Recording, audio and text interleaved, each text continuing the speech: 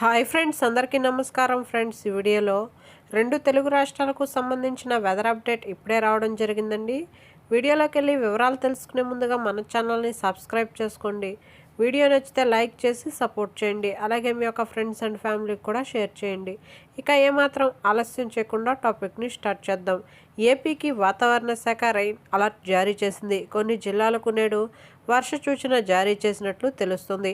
పల్నాడు, గుంటూరు, ప్రకాశం, బాపట్ల, నంద్యాల, తిరుపతి, అన్నమయ్య, కడప, కర్నూలు, చిత్తూరు, నెల్లూరు జిల్లాల్లో తేలికపాటి వర్షాలు పడే అవకాశాలున్నాయని అంచనా వేసింది.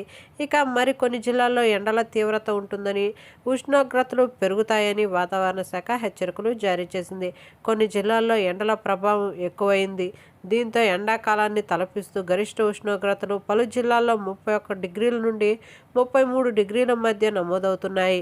అలాగే రాత్రి వేళల్లో కూడా 21 నుండి 23 డిగ్రీల మధ్య ఉష్ణోగ్రతలు రికార్డు అవుతున్నాయని, నెల రోజులుగా కొన్ని జిల్లాల్లో ఇదే పరిస్థితి నెలకొందని, ఎండలతో పాటు ఉక్కపోతతో ప్రజలు అల్లాడిపోతున్నారని, ఇటు తెలంగాణలో కూడా బానుడి ప్రభావం భగభగమంటుందని వాతావరణ శాఖ తెలిపింది.